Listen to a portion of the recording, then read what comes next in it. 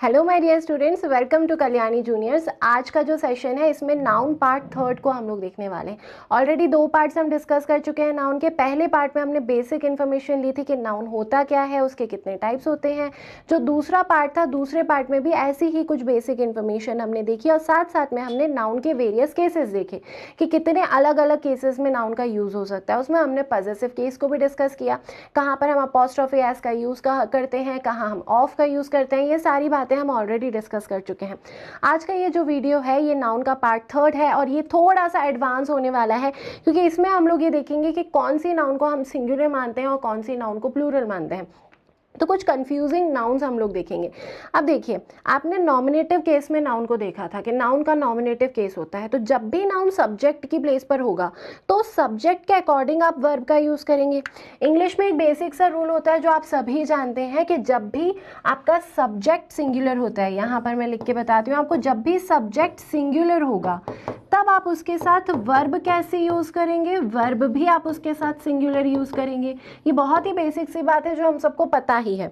जब भी सब्जेक्ट आपका प्लूरल होगा तो उस प्लूरल सब्जेक्ट के साथ आप क्या का यूज़ करते हैं, वर्ब भी हमेशा प्लूरल ही यूज़ करेंगे।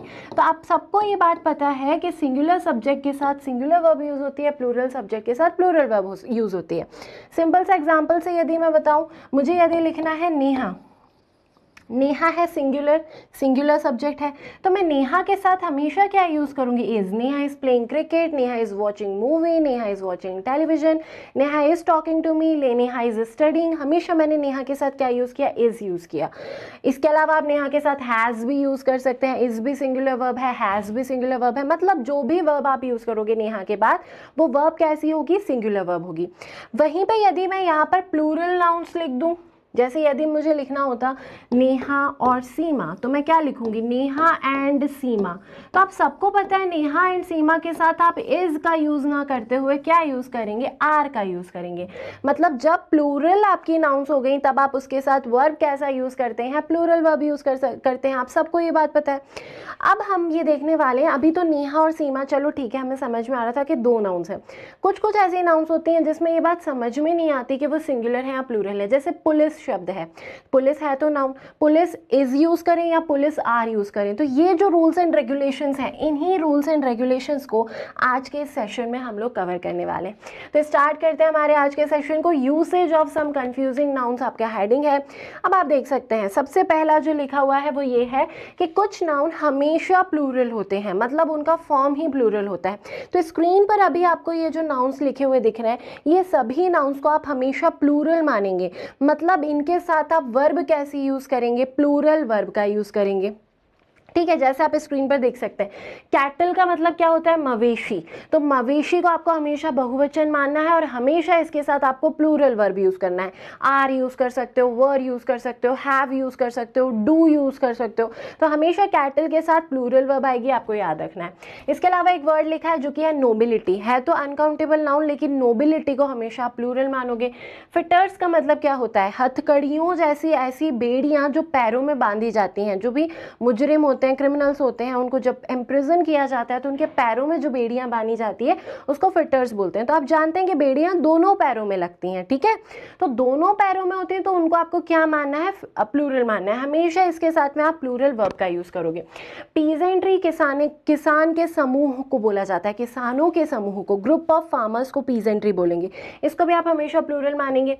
ट्राउजर्स, पैंट्स, इनको भी क्या माना जाता है, प्लूरल माना जाता है, हमेशा प्लूरल। देखिए हमारे दिमाग में ये होता है कि ट्राउजर्स तो एक ही कपड़े का हिस्सा है तो उसको हम सिंगुलर मान लें, लेकिन ध्यान रखिए ट्राउजर्स में दो लेग्स होते हैं। तो ये जो ट्राउजर्स हैं, जो पैंट्स हैं, इनको आप हमेशा प्लूरल मानोगे, ठीक है। तो ये दोनों ही क्या होंगे, प्लूरल होंगे। तो जैसे आपको बोलना है कि वहाँ पे जो ट्राउजर्स थे वो बहुत ही ब्यूटीफुल थे, मुझे ऐसे बोलना है। मैं क्या बोलूँगी, the trousers which were present there were so beautiful. Which के साथ मैंने क्या लगाया, वर लगाया। Your trousers are looking great, मतलब मैंने क्या बोला कि आपके ट्राउजर्स बहुत अच्छे दिख रहे हैं, तो मैं ट्राउजर्स के साथ क्या यूज़ करूँगी, आर का यूज़ करूँगी। यदि आपने ट्राउजर्स या पैंट्स के साथ इज का यूज़ कर दिया तो गलत होगा। इसके अलावा ये बात और ध्यान रखो कि ट्राउजर्स में हमेशा एस आता है, पैंट्स में भी हमेशा क्या आता है, एस आता है। बिना एस के आप इनका यूज़ नहीं कर सकते। ऐसे ही प्रोसीड्स, मूवेबल्स, इलेक्ट्रेट, ये जितने भी आपको यहाँ पर नज़र आ रहे हैं ये सब कैसे यूज़ होते हैं, इनके प्लूरल फॉर्म में यूज़ होते हैं। अब इनमें से मोस्ट इंपॉर्टेंट कौन से हैं जो आपको याद होने ही चाहिए, तो उनको मैं मार्क कर देती हूँ, जिसमें से रेगुलरली क्वेश्चंस पूछे जाते हैं एग्जाम में। कैटल को आप ज़रूर ध्यान रखिएगा, पीजेंट्री, ट्राउजर्स, पैंट्स को आप ज़रूर याद रखिएगा। इसके अलावा gentry, spectacles, arms, police, riches, tongs, people, poultry, बस ये वेजेस भी आप एक याद रख लीजिएगा। तो ये जो मैंने लिखा, टिक मार्क किया, इनको आप अच्छे से नोट डाउन कर लीजिए। ये जितने भी मैंने लिखे थे ये सब तो हैं ही कि इनके अलावा इनके साथ तो हमेशा आपको प्लूरल वर्ब यूज़ करनी है, लेकिन एग्जाम पॉइंट ऑफ व्यू से आप पहले इनको रट लेंगे तो ज़्यादा बेटर रहेगा, क्योंकि इसमें से जनरली आपके क्वेश्चन बन जाते हैं। तो ध्यान रखेंगे, cattle, trousers, pants, gentry, spectacles, police, riches, tongs, people, poultry, wages, ये जो है इन सबको बहुवचन माना जाता है। तो जैसे पुलिस केस का इन्वेस्टिगेशन कर रही है, मैं क्या बोल दूंगी, police are investigating the case. कभी भी आप police is investigating the case नहीं बोलेंगे, police are investigating the case. Police को आपको प्लूरल मानना है। People are living with peace, people के साथ में आप क्या यूज़ करेंगे, आर का यूज़ करेंगे। कोई भी प्लूरल वर्ब आप यूज़ कर सकते हैं। वेजेस क्या होते हैं, वेजेस मजदूरी को बोला जाता है, तो काम के बदले में जो भी पेमेंट मिल रही है उसको वेजेस बोला जाता है। तो वेजेस को भी क्या मानते हैं, हमेशा प्लूरल मानते हैं। अब इनमें से आप ये ज़रूर ध्यान रखिएगा कि किन के साथ हमेशा एस लगा है। टोंग्स का मतलब होता है चिमटा। आपने घर पे देखा होगा, मम्मी रोटी पकाती हैं तो चिमटे का यूज़ करती हैं, तो वो जो चिमटा है वो 2 पेयर में होता है, तो उसको भी क्या मानना है, हमेशा प्लूरल मानना है। आर्म्स यहाँ पे आपकी बाहें नहीं हैं बल्कि हथियार हैं, तो हथियार हमेशा बहुवचन में होते हैं, तो उनको भी आप क्या मानेंगे, प्लूरल मानेंगे। तो इन सबको ओवरऑल ध्यान रखिए। जेंट्री का मीनिंग याद रखिएगा, जेंट्री होता है सभ्य लोगों का समूह, तो जब समूह है तो आपको उसको प्लूरल ही मानना है। स्पेक्टिकल्स, चश्मे को स्पेक्टिकल्स बोलते हैं। अब आपकी एक आंख यदि खराब है तो डॉक्टर केवल एक आंख में आपको ग्लासेस नहीं लगाता, वो कैसे लगाते हैं, दोनों आंखों में आप स्पेक्टिकल्स को पहनते हैं, तो स्पेक्टिकल्स है ही प्लूरल, ये ध्यान रखेंगे आप। तो देखिए आपको यहाँ पर एस नजर आ रहा है, टोंग्स में एस नजर आ रहा है, आर्म्स में एस नजर आ रहा है, इसके अलावा वेजेस में एस नजर आ रहा है। ध्यान रखिएगा, वेज कोई शब्द नहीं होता, स्पेक्टिकल कोई शब्द नहीं होता, यूसेज ही गलत हो जाएगा, टोंग कोई शब्द नहीं होता, तो इन सबको आपको एस के साथ ही यूज करना है। और इनके साथ में आप वर्ब कैसी लगाएंगे, प्लूरल वर्ब लगाएंगे। कुछ और आप यहाँ पर देख सकते हैं स्क्रीन पर, ये जो आपको नाउन्स दिख रही हैं ये भी हमेशा प्लूरल में ही यूज़ होती हैं, और इन सब में आपको क्या लिखा हुआ दिख रहा है, मैक्सिमम में आपको एस लगा हुआ दिख रहा है। ये इतनी ज़्यादा इंपॉर्टेंट नहीं है, आप जनरली इनको याद कर लेंगे और जो मैंने मार्क किए थे अभी उनको याद कर लेंगे, तो एग्जाम पॉइंट ऑफ व्यू से आपका काम चल जाएगा। अब देखिए यहाँ पर कुछ कंफ्यूजिंग नाउन्स के मीनिंग भी लिखे हैं। देखिए पीपल के बारे में एक बात लिखी है कि पीपल का प्रयोग जब देश के लिहाज से होता है तो पीपल का प्रयोग कैसे किया जाता है, सिंगुलर में किया जाता है। मतलब एक ही देश के पीपल की जब आप बात करेंगे तो वो पीपल सिंगुलर हो जाएंगे। अब यहाँ पर देखिए एक और बात हम देखते हैं पीपल से रिलेटेड। पीपल से रिलेटेड एक और पॉइंट आप हमेशा ध्यान रखिए, एक शब्द होता है पीपल और एक शब्द होता है पीपल्स। कब पीपल का यूज़ करना है और कब पीपल्स का यूज़ करना है इसको हम लोग डिस्कस करते हैं अभी। हमेशा ध्यान रखिए जब आप एक देश के लोगों की बात करेंगे तब आप यूज़ करेंगे पीपल का, और जब आप एक से ज़्यादा देश के लोगों की बात करेंगे तब यूज़ किया जाता है पीपल्स का। जैसे मुझे बोलना है इंडिया के पीपल बहुत सुख शांति से रहते हैं, इंडिया के लोग बहुत सुख शांति से रह रहे हैं, प्रेजेंट में मुझे बोलना है the people of India are living peacefully, people का यूज़ किया मैंने। अब अगर मुझे बोलना है कि इंडिया और अमेरिका के लोग बहुत सुख शांति से रह रहे हैं, तब यहाँ पे 2 कंट्रीज हो गई, तो फिर मैं पीपल का यूज ना करते हुए क्या बोलूंगी, पीपल्स। मैं कैसे लिखूंगी sentence, the peoples of India and America are living peacefully. मैं पीपल का यूज करूं या पीपल्स का यूज करूं, वर्ब तो हमेशा ही प्लूरल आ रहा है, लेकिन ध्यान देंगे कि जब एक देश के लोगों को आप एड्रेस करते हैं, संबोधित करते हैं, तब आप पीपल शब्द का यूज करते हैं। एक से ज्यादा देश के लोगों को जब आपको संबोधित करना होता है तो आप पीपल की जगह यूज कर लोगे पीपल्स का। तो ये बात आप, ये पॉइंट आप जरूर याद रखिएगा। अब आगे चलें तो देखो एक और नाउन लिखा हुआ है जो कि है मीन्स। मीन्स का मतलब क्या होता है, एक वर्ड होता है मीनिंग और एक वर्ड होता है मीन्स। ये मीनिंग के सिंगुलर में कई बार, मीनिंग के शॉर्ट फॉर्म में कई बार आप मीन लिख देते हैं। ये मीनिंग का मतलब होता है मायने, मतलब या फिर मतलब बोलेंगे तो मीनिंग का मतलब क्या हो जाएगा, मायने। जैसे मुझे बोलना है टोंग्स का मीनिंग क्या है, तो मीनिंग बोलेंगे आप, हाँ मीनिंग्स नहीं बोलते। और मीन्स शब्द का मतलब क्या होता है, मीन्स शब्द का मतलब होता है साधन या फिर इनकम को आप बोलेंगे मीन्स। मीन्स को आप हमको हमेशा क्या मानना है, प्लूरल मानना है। मीनिंग को आपको हमेशा क्या मानना है, सिंगुलर मानना है। कंफ्यूजिंग है, इसीलिए आप यहाँ पर इनका मीनिंग नोट डाउन कर लीजिए। देखो यहाँ पर एक सेंटेंस लिखा हुआ है, उन्होंने क्या वर्ब लगाई, उसके साथ आर, प्लूरल वर्ब लगाई। My means are not equal to the demand put upon them. कोई व्यक्ति बोल रहा है कि मेरी इनकम उतनी नहीं है जितनी डिमांड की जाती है, या फिर जितना मुझे करना पड़ता है, जितना एक्सपेंसेस है मेरी लाइफ में उतनी मेरी इनकम नहीं है, ये कोई व्यक्ति बोल रहा है। तो अब इनकम तो सिंगुलर वर्ड है, लेकिन जब इनकम के लिए आप मीन्स का यूज करेंगे तो मीन्स कैसा हो जाएगा, प्लूरल, और उसके साथ प्लूरल वर्ब का यूज होगा। ऐसे एक शब्द यहाँ पर लिखा हुआ है जो कि है रिचेस। तो रिचेस धन दौलत, वेल्थ को बोला जाता है। तो वेल्थ के लिए कभी भी आप रिचेस का यूज करेंगे तो रिचेस क्या हो जाएंगे, प्लूरल हो जाएंगे। वेल्थ एक सिंगुलर शब्द है लेकिन रिचेस है प्लूरल, आपको ये ध्यान रखना है। तो रिचेस हैव विंग्स, एक कहावत लिखी हुई है, रिचेस हैव विंग्स, मतलब माया बादल के समान होती है, उड़ जाती है, हमेशा आपके पास नहीं रहती, तो कभी भी दिन पलट सकते हैं। तो ऐसी एक कहावत है, रिचेस हैव विंग्स। तो हमेशा ध्यान रखो रिचेस के साथ आप कैसा वर्ब लगा रहे हैं, प्लूरल वर्ब लगा रहे हैं। तो ये ध्यान रखिए कौन सी सिंगुलर नाउन्स होती हैं और कौन सी प्लूरल नाउन्स होती हैं। अब कुछ और एग्जाम्पल्स हम देख लेते हैं ताकि ये बात आपको बहुत अच्छे से क्लियर हो जाए। देखिए यहाँ पर आपने वर्ड क्या देखा था, रिचेस देखा था, जिसका मैंने आपको मीनिंग बताया कि इसका मीनिंग होता है माया, या फिर आप वेल्थ को बोलेंगे रिचेस। अब एक और वर्ड आप काफ़ी कुछ इंग्लिश में देखते हैं जो कि है रिच। तो ज़्यादा कॉमन यूसेज रिचेस नहीं होता, होता है रिच। रिच जो है ये अमीर को बोला जाता है, इसको आप हमेशा सिंगुलर ही मानेंगे। तो डिफरेंस ध्यान रखिए, रिचेस वेल्थ होती है। वेल्थ जो रिचेस जब वेल्थ के फॉर्मेट में लिखा होगा तब आपको उसको प्लूरल मानना है, मतलब जब आप ESS में लगा देते हो तो इसके साथ में कैसी वर्ब आती है, प्लूरल वर्ब आती है। लेकिन जब अकेला रिच लिखा होता है तो रिच देखने में ही आपको सिंगुलर दिख रहा है, तब आप इसके साथ कौन सी वर्ब लगाएंगे, सिंगुलर वर्ब लगाएंगे। ठीक है, तो ये पॉइंट आप जरूर ध्यान रखेंगे।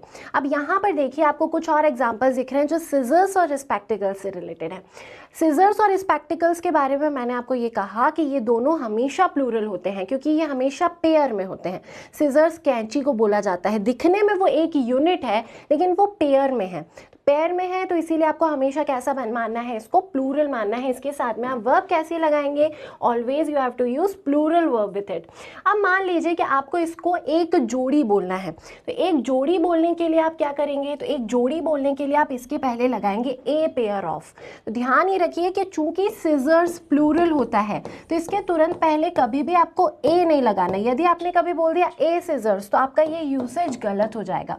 यदि आप उसको सिंगुलर मानना चाहते हैं तो आप कैसे यूज कीजिए, ए पेयर ऑफ यूज कीजिए। आप कैसा बोल देंगे, ए पेयर ऑफ सिजर्स। जब आप ए पेयर ऑफ सिजर्स या ए पेयर ऑफ ट्राउजर्स या ए पेयर ऑफ टोंग्स या फिर ए पेयर ऑफ स्पेक्टिकल्स यूज करते हैं तो इन सब के साथ में फिर वर्ब कैसी आएगी, इन सब के साथ में वर्ब आ जाएगी सिंगुलर। तो इस पॉइंट को आप ज़रूर नोट डाउन कर लेंगे कि पहली बात तो ये कि ये जितनी भी चीज़ें आपकी प्लूरल में होती हैं, ये जो भी नाउन्स आपकी प्लूरल में होती हैं जो कि है सिजर्स, स्पेक्टिकल्स, ये सारी बातें ये जो भी पेयर में होती हैं, इनके तुरंत पहले कभी ए नहीं लगाना है, पहली बात। दूसरी बात आपको यूज़ करना है कि आप इनके पहले ए पेयर ऑफ लगा सकते हैं। यदि आप ए पेयर ऑफ लगाते हैं तो फिर इनके साथ में आप वर्ब कैसे यूज़ करेंगे, सिंगुलर वर्ब यूज़ करेंगे।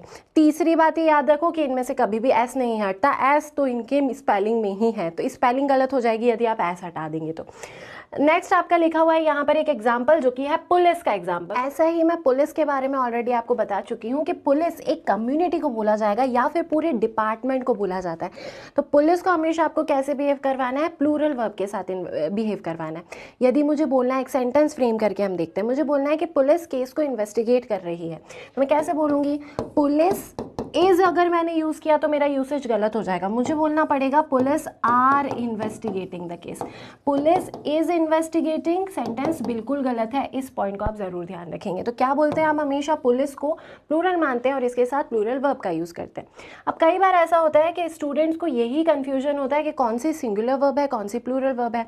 यदि आपका बैकग्राउंड इंग्लिश मीडियम है तब तो ये बात आप बहुत आसानी से आपको समझ में आती है, लेकिन यदि आप हिंदी मीडियम बैकग्राउंड से हैं तो कहीं ना कहीं इसमें भी आपको डाउट होता है। तो इसी डाउट को हम लोग क्लियर करते हैं। मैं आपको अच्छे से लिख के बताती हूँ यहाँ पर कि वर्ब्स कौन कौन सी आप सिंगुलर मानेंगे, कौन कौन सी प्लूरल।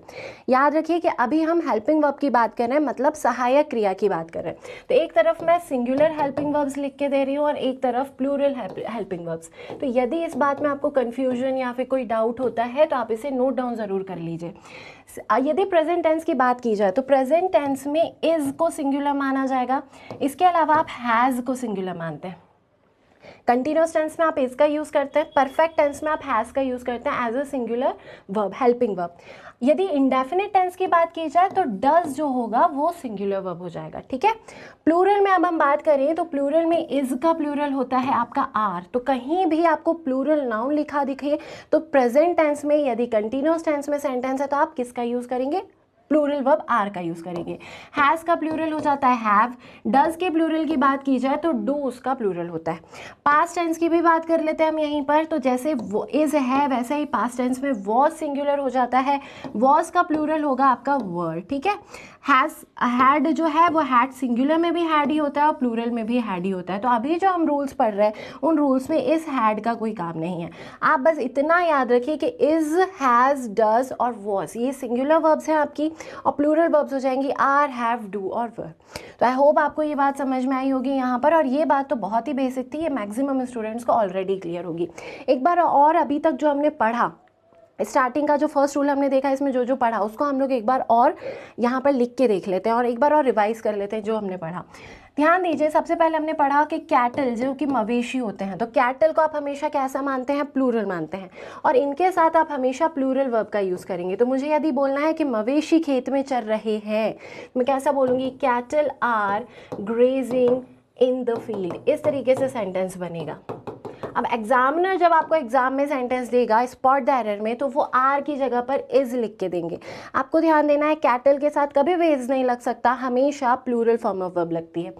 अब देखो इसके बाद हमने देखा सिजर्स, स्पेक्टिकल्स, बाइनोक्यूलर्स, ट्राउजर्स, ये सब पेयर में होते हैं इसीलिए इनको भी प्लूरल मानना है। मैं जैसे यूज़ कर रही हूँ ट्राउजर्स का, मैंने ट्राउजर्स यदि सेंटेंस में लिखा तो ट्राउजर्स के तुरंत बाद मुझे कैसी वर्ब लगानी पड़ेगी, plural. Trousers are kept there, कभी भी आप इज केप्ट देयर नहीं बोल सकते, ट्राउजर्स वहाँ रखे हैं बोलेंगे, ट्राउजर्स वहाँ रखा है बिल्कुल गलत यूसेज है। तो प्लूरल है, हमेशा इसकी स्पेलिंग में एज का यूज़ होता ही है और इसके साथ आप वर्ब कैसे लगाते हैं, प्लूरल वर्ब लगाते हैं। यदि मुझे इसको एक जोड़ी बोलना है, यदि एक जोड़ी ट्राउजर्स वहाँ रखे हैं मैं ये कहना चाहती हूँ, तो मैं इसके पहले क्या यूज़ करूँगी, ए पेयर ऑफ ट्राउजर्स का यूज़ करूँगी, ठीक है। तो ए पेयर ऑफ ट्राउजर्स हो जाएगा। और देखो ध्यान से, ए पेयर ऑफ जब लिखा तो ए की वजह से ये कैसा हो गया, अब सिंगुलर बिहेव करेगा और इसके साथ में फिर आप सिंगुलर वर्ब का यूज़ करेंगे, फिर कैसा हो जाएगा, a pair of trousers is kept there. याद रखो कि कभी भी ट्राउजर्स के तुरंत पहले ए का यूज़ नहीं हो सकता, तुरंत पहले। यदि आप ए का यूज़ करना चाहते हैं तो पूरा आप ए पेयर ऑफ का यूज़ कीजिए। यही कंडीशन हो जाती है आपकी स्पेक्टिकल्स के साथ। फिर नेक्स्ट कंडीशन आपने देखी पुलिस की, तो पुलिस को आप हमेशा प्लूरल मानते हैं। फिर एक और कंडीशन आपने देखी रिचेस की, तो रिच जो है वो सिंगुलर है लेकिन रिचेस जो कि वेल्थ को डिनोट करता है, रिचेस प्लूरल है। ये सारे पॉइंट्स ध्यान रखना है। ऐसी एक कंडीशन आपने मीन्स की देखी, मीन्स जब इनकम के सेंस में लिखा होता है तो उसको आप कैसा मानते हैं, प्लूरल मानते हैं। तो ये जो मेजर पॉइंट्स अभी तक आपने देखे इनको आप अच्छे से नोट डाउन कर लीजिए और इनको याद रखिए। अब हम कुछ ऐसे नाउन्स को देखेंगे जो दिखने में तो प्लूरल होते हैं लेकिन वो एक्चुअल में सिंगुलर होते हैं, मतलब जिनके साथ में एस लगा होता है लेकिन उसके बावजूद वो उनके एसेंस में कैसे होते हैं, सिंगुलर होते हैं। मतलब इनके साथ आप कैसी वर्ब का यूज़ करेंगे, सिंगुलर वर्ब का यूज़ करेंगे।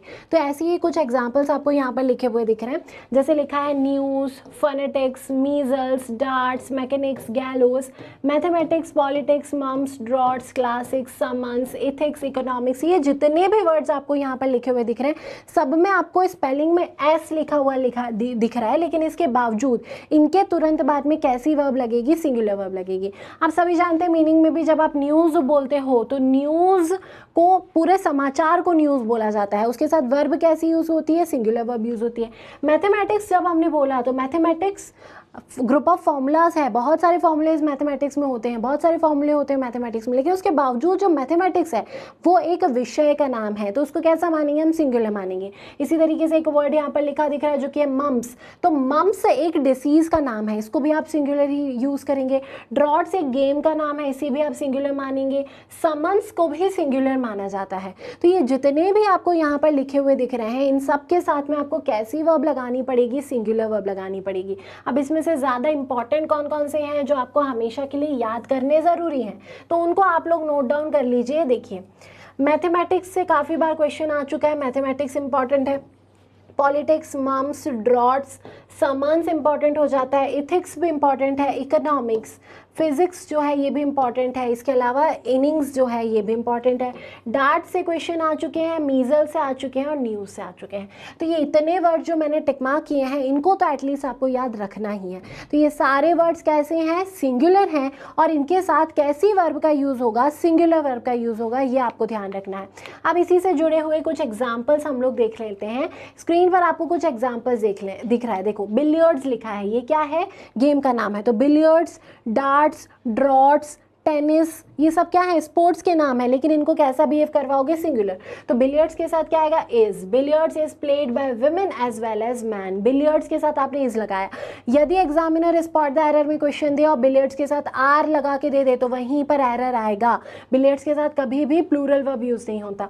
ऐसे देखो क्या लिखा है, mathematics is a difficult subject. विषय के रूप में लिखा हुआ है मैथमेटिक्स, तो मैथमेटिक्स के साथ में आपने क्या यूज किया, इज। यहाँ पर इकोनॉमिक्स होता तो भी इज आता, फिजिक्स होता तो भी इज आता। तो सभी विषयों के नाम को आपको एक वचन मानना है।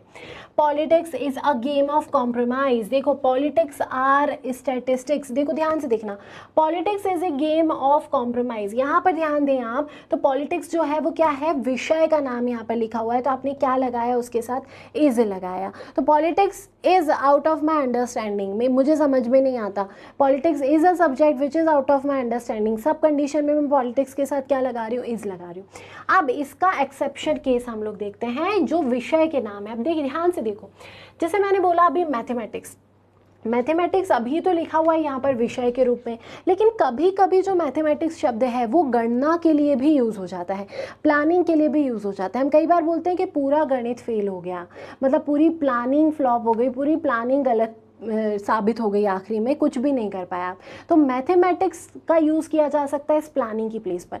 जब प्लानिंग की प्लेस पर मैथमेटिक्स का यूज़ करोगे तो उस कंडीशन में फिर मैथमेटिक्स के साथ प्लूरल वर्ब आएगा। इसी तरीके से पॉलिटिक्स का यूज़ जब आप राजनीति के रूप में करोगे तब उसको आप प्लूरल मानोगे और उसके पास साथ क्या आएगा, आर आएगा।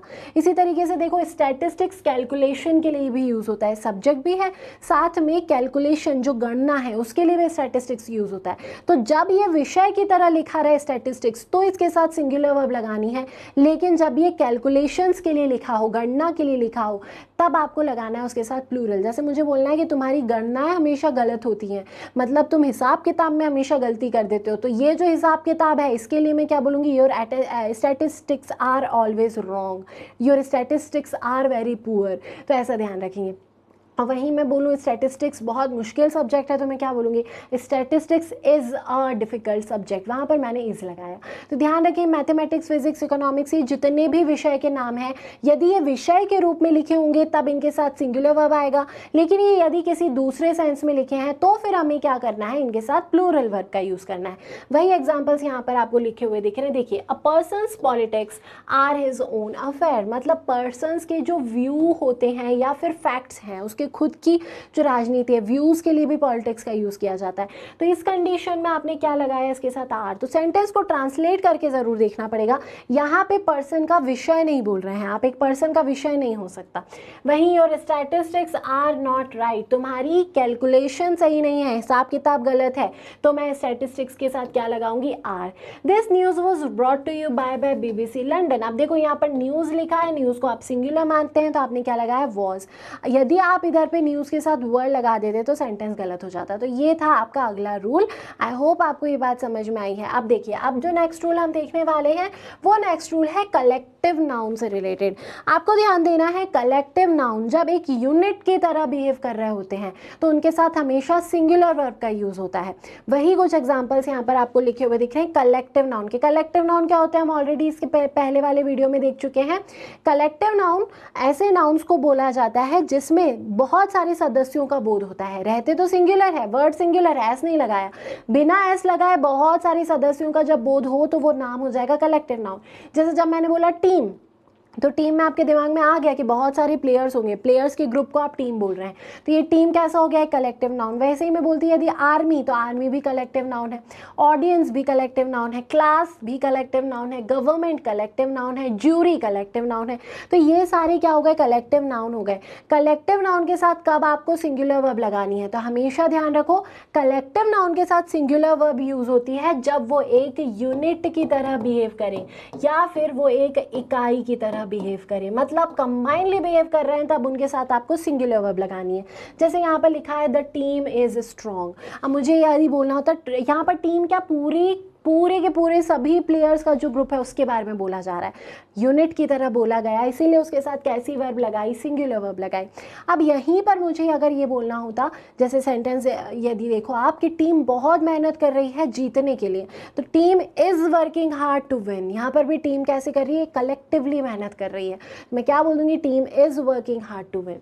अब देखिए दूसरे फॉर्म में जो टीम है उसका प्लूरल फॉर्म भी होता है। जब आपको इसका प्लूरल फॉर्म बनाना है तो आप इसके पहले संख्या लगा दो या इसमें एस भी लगा सकते हो। जैसे दोनों टीम्स टाइम पर पहुंच गई, तो मैं क्या बोलूँगी, the two teams are arriving on time, मतलब टाइम पर पहुंच रही हैं। The two teams are very punctual, दोनों ही टीम्स बहुत पंक्चुअल हैं। तो वहाँ पर मैंने क्या किया, टीम में एस लगा दिया और उसके साथ आर का प्रयोग किया। तो ये बात आपको ध्यान रखना है। अब टीम का तो प्लूरल होता है, बहुत सारे ऐसे हैं जिनका प्लूरल नहीं होता, जैसे ऑडियंस का प्लूरल नहीं होता, गवर्नमेंट का प्लूरल नहीं होता, उसके बाद ज्यूरी का प्लूरल नहीं होता, वहीं आप देखें तो क्राउड का प्लूरल नहीं होता। तो इन सब वर्ड्स का प्लूरल नहीं होता। जिनका प्लूरल हो सकता है उसमें एस लगा के उसको बहुवचन बनाया जा सकता है। ठीक है, तो ये बात ध्यान रखना है आपको। अब यहाँ पर एक और पॉइंट आप देख लीजिए जो कन्फ्यूज करता है। यदि ये कलेक्टिव नाउन, अभी मैंने क्या कहा कि कलेक्टिव नाउन यदि यूनिट की तरह बिहेव करेंगे तो इसके साथ आप सिंगुलर वर्ब का यूज करोगे। अब एक बात यहाँ पर ध्यान रखो कि यदि कलेक्टिव नाउन में कोई मतभेद है, कलेक्टिव नाउन के जो सदस्य हैं वो डिस्ट्रीब्यूट हो चुके हैं किसी बात पर, उनमें मतभेद है, उनके पॉइंट ऑफ व्यूज अलग अलग आ रहे हैं, ओपिनियन अलग अलग आ रहे हैं, इसकी वजह से कुछ कलह हो रही है यदि उस कलेक्टिव नाउन में, तो उस कंडीशन में आपको उसको प्लूरल बिहेव करवाना है। कैसे प्लूरल बिहेव करवाना है, एसएससी का एक बहुत फेवरेट सा स्टाइल है क्वेश्चन पूछने का जो कलेक्टिव नाउन से वो अक्सर पूछता है, उसको मैं यहाँ पर आपको एक्सप्लेन कर रही हूँ, आप ध्यान से सुने। जैसे मैंने क्या बोला कि जब कोई कलेक्टिव नाउन में कलह होगा तब आप उसको प्लूरल मानेंगे। अब देखो सेंटेंस लिखा है द टीम आर डिस्ट्रीब्यूटेड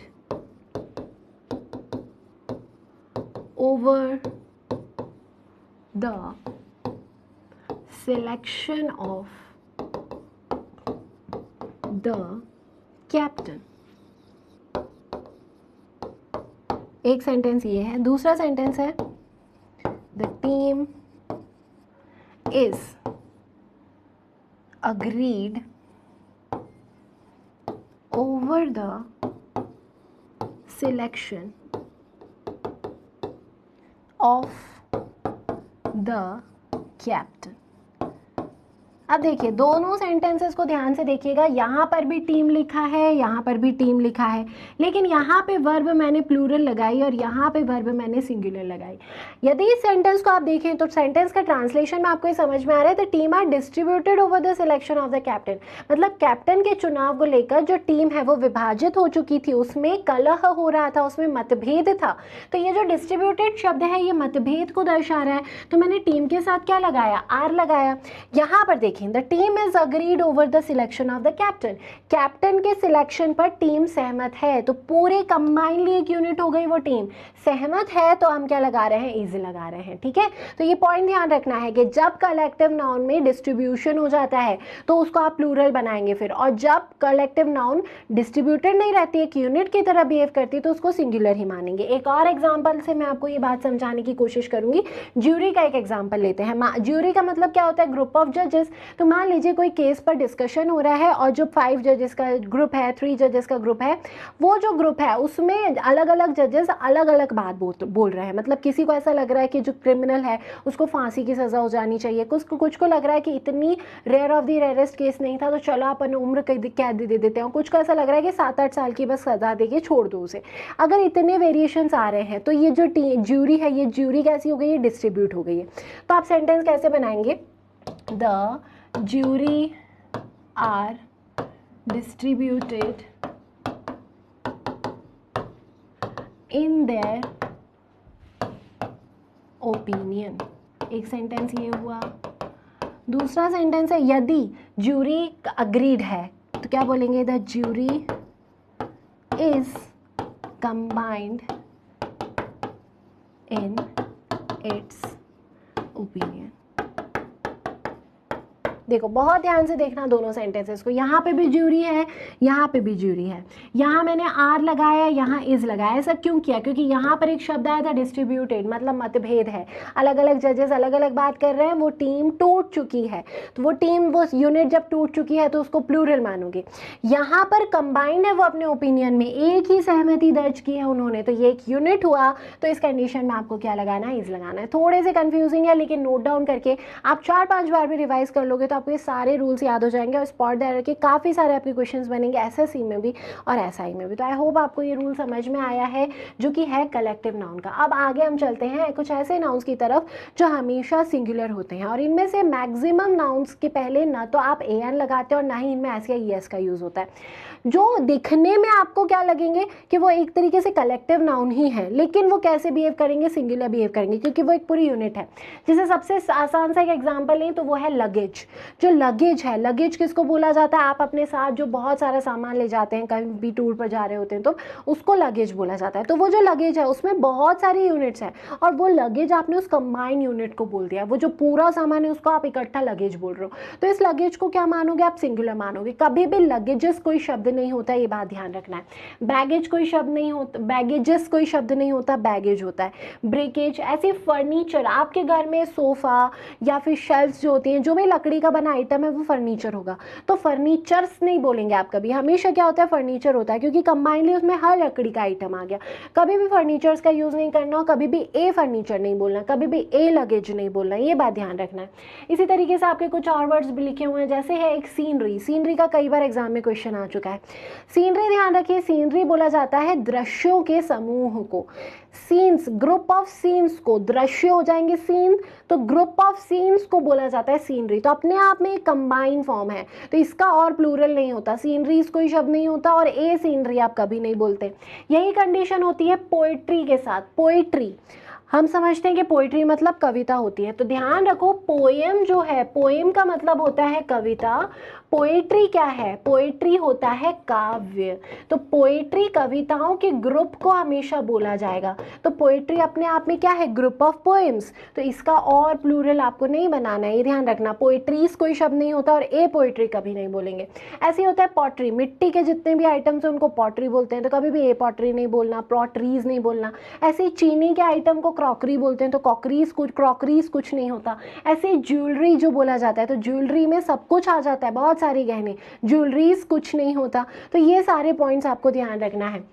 यहाँ पर एक वर्ड लिखा है वुड, ये सब आप देख सकते हैं कि कहीं ना कहीं कैसे नाउन है, अनकाउंटेबल नाउन है। तो अनकाउंटेबल नाउन है इसीलिए इनके पहले ए नहीं लगता, क्योंकि ए कहीं ना कहीं एक को दर्शाता है। हमने देखा था अनकाउंटेबल नाउन के पहले नंबर नहीं लगाते, तो इसीलिए इनके पहले कभी भी ए एन नहीं लगता और इनका कुछ भी प्लूरल नहीं होता, आप इसमें एस या ई एस नहीं लगाते। तो इनको याद रखना है कि ये हमेशा कैसे रहेंगे, सिंगुलर रहेंगे और इनमें किसी भी कंडीशन में एस नहीं लगेगा।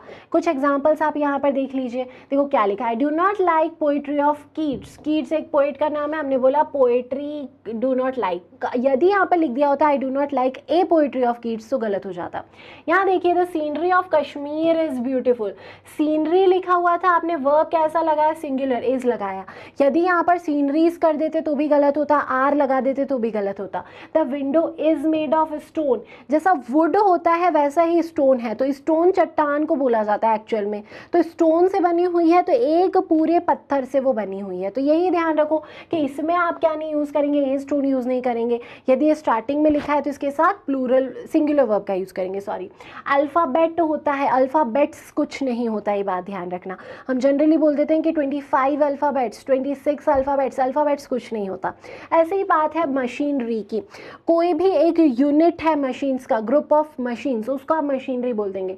जैसे मान लिया जाए फ़ैन की बात आप करें छोटा सा, तो फ़ैन में जो ब्लेड्स हैं उसकी, कैपेसिटर जो है, जो मोटर लगी हुई है, ये सब क्या है, ये सब पूरा कंबाइनली एक फ़ैन कहलाए। तो फ़ैन कंप्लीट एक मशीनरी है जिसमें छोटी छोटी ग्रुप ऑफ मशीन्स हैं, तो मशीनरीज कोई शब्द नहीं होगा, ये ध्यान रखना। तो इन सब का कभी कोई प्लूरल रूप नहीं होता, इनके तुरंत पहले ए नहीं लगता, और थर्ड बात आपको ध्यान रखना, इनके साथ वर्ब सिंगुलर लगती है। देखो, the machinery is not working properly, आप ना तो हैज़ लगाए, हैव लगाएंगे, ना ही आप आर लगाएंगे, आप हैज़ ज़रूर लगा सकते थे, तो सिंगुलर लगाना है।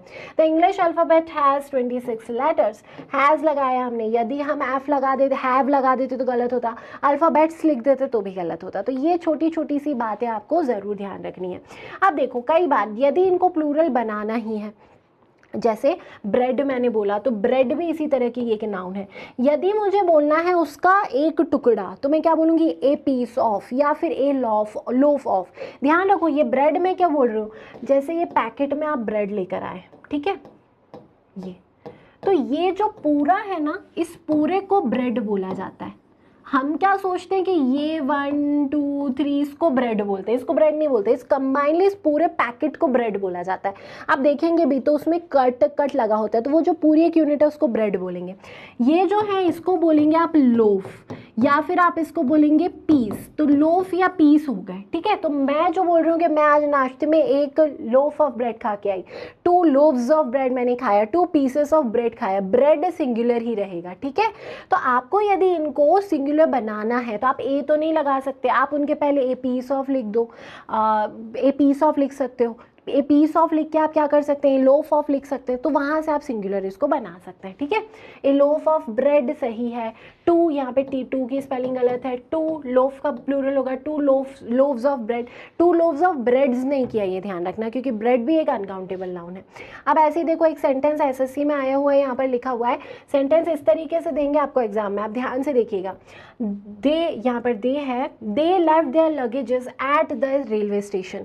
अब पढ़ने में वो बहुत सही लग रहा है, लेकिन बी पार्ट में आप देखें तो लगेजेस है, तो एरर किस में आ जाएगा, बी में ही एरर है। सही क्या होना था, they left their luggage at the railway station. तो इस तरीके से आता है। अब देखो, कुछ और वर्ड देखते हैं हम, कुछ और वर्ड्स देखते हैं, जो कि है हेयर, वर्क और वर्ड। अब हेयर, वर्क और वर्ड का क्या फंडा है, इसको आप यहाँ से देखें। जनरली आपके जो बाल हैं, इन पूरे बालों को आप क्या बोलेंगे, हेयर बोलेंगे, हेयर्स नहीं बोलते आप कभी भी। लेकिन यदि आपको स्ट्रैंड्स बोलना है, मतलब एक बाल, जैसे मान लो कि उसके 3 वाइट बाल दिख रहे हैं, हम बोल देते हैं 3 वाइट, तो 3 स्ट्रैंड्स दिख रहे हैं उसके बालों के, तो वहाँ पे आप हेयर्स का यूज़ कर सकते हो। जनरली आपको पूरे बाल जब बताना है तो आप क्या यूज़ करोगे, हेयर यूज़ करोगे, ठीक है। तो हिज हेयर इज़ डार्क, तो यहाँ पे ऐसा नहीं कि उसका एक बाल डार्क है, उसकी ये जो पूरी यूनिट है, ये पूरी यूनिट डार्क है, ये बोला। लेकिन जब आपने बोला कि 3 ग्रे हेयर्स, तो 3 ग्रे हेयर्स का मतलब हो गया 3 स्ट्रैंड्स ऑफ हेयर, ठीक है। तो there are only 3 grey hairs on his head now, ठीक है। तो ये सारी बात ध्यान रखो। अब ऐसे ही हमने एक और वर्ड देखा था जो कि है वर्क। तो वर्क आप ध्यान रखें कि वर्क कार्य को बोला जाता है। जैसे बहुत काम अभी तो बाकी है, a lot of work is remaining still, तो वर्क के साथ मैंने क्या लगाया, इज़ लगाया। यहाँ पर कार्य के ग्रुप को आपने क्या बोल दिया, वर्क बोल दिया।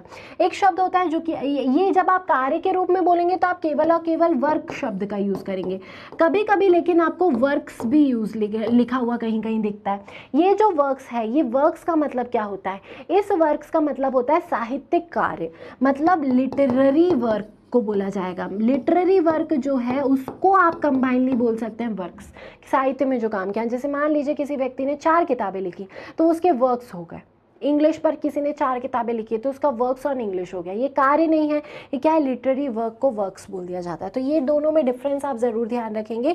तो एग्जाम में स्पॉट द एरर में वो देते हैं I have many works to do, ये गलत हो गया, I have many work to do होगा, ठीक है। यदि ऐसा बोला जाए हरीशचंद्र बोस, या फिर हरीशचंद्र बोस नहीं बोलती हूँ मैं, कुछ भी एक ऑथर का नाम, जैसे रविंद्रनाथ टैगोर का नाम लिया हमने, तो Rabindranath Tagore has done many works in Hindi and English, many works. अब यहाँ पर हिंदी और इंग्लिश लैंग्वेज है तो उन्होंने क्या काम किया, लिटरेचर पर बहुत सारा काम किया, बहुत सारी किताबें लिखी है, तो वहाँ हमने वर्क्स का यूज़ किया। तो यही चीज़ आप ध्यान रखेंगे, ठीक है। देखो यहाँ पर लिखा है एक sentence, the works of Ved Vyas are immortal, Ved Vyas ji के कार्यों की बात हो रही है, तो यहाँ पर कार्यों में क्या चीज़ है, साहित्यिक वर्क जो किया गया। बस, तो यहीं तक आपका ये खत्म होता है नाउन के रूल्स। अब जितने आपने रूल्स पढ़े, यदि ये पूरे रूल्स आपको समझ में आ गए हैं तो नाउन का कोई भी क्वेश्चन आपका एग्जाम में गलत नहीं होगा। अब नेक्स्ट वीडियो में हम लोग क्वेश्चंस को डिस्कस करेंगे, वो भी प्रीवियस ईयर्स में आए हुए क्वेश्चंस को। तो उसके पहले ये जो 3 पार्ट्स हैं आपके नाउन के, अभी तक हम जो नाउन पढ़ चुके हैं, ये तीनों पार्ट्स को आप अच्छे से देख लीजिए और अच्छे से इनको नोट डाउन कर लीजिए। Thanks for watching and take care.